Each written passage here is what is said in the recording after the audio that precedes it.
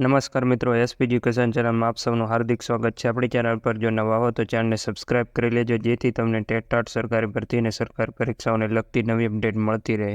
જો આપણી Telegram channel પર જોઈન ન થયા હોય તો ત્યાં થઈ જજો। વિડીયો નીચે લિંક મૂકેલ છે, ત્યાં પણ તમને શિક્ષણને લગતી ઘણી માહિતી મળી રહેશે। શિક્ષણ વિભાગે પ્રાથમિક વિભાગમાં કાયમી ભરતી અંગે વિચાર્યું છે।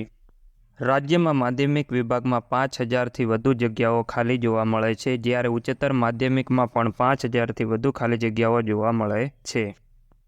આમ કુલ મળીને 10,000થી વધુ જગ્યાઓ ખાલી જોવા મળે છે। ટેટ પાસ ઉમેદવારોએ રજૂઆત કરી છે કે કાયમી ભરતી કરવામાં આવે।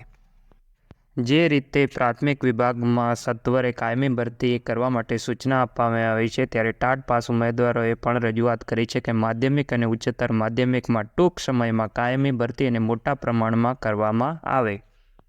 માધ્યમિક અને ઉચ્ચતર માધ્યમિક વિભાગમાં શિક્ષણ સહાયક ભરતી માટે વહીવટી કાર્ય હાથ ધરવામાં આવે તેવી રજૂઆત કરવામાં આવી છે અને ટૂંક સમયમાં માધ્યમિક અને ઉચ્ચતર માધ્યમિકની ભરતી પણ કરવામાં આવશે। મિત્રો, જો ઉચ્ચતર માધ્યમિકની ભરતી પહેલાં કરવામાં આવે, ત્યારબાદ માધ્યમિકની ભરતી કરવામાં આવવી જોઈએ, ત્યારબાદ ઉચ્ચ પ્રાથમિક અને પછી પ્રાથમિકની ભરતી કરવામાં આવવી જોઈએ, તો જ દરેક ઉમેદવારને લાભ થશે। આજના વિડીયોમાં બસ આટલું, મળીશું નેક્સ્ટ વિડીયોમાં।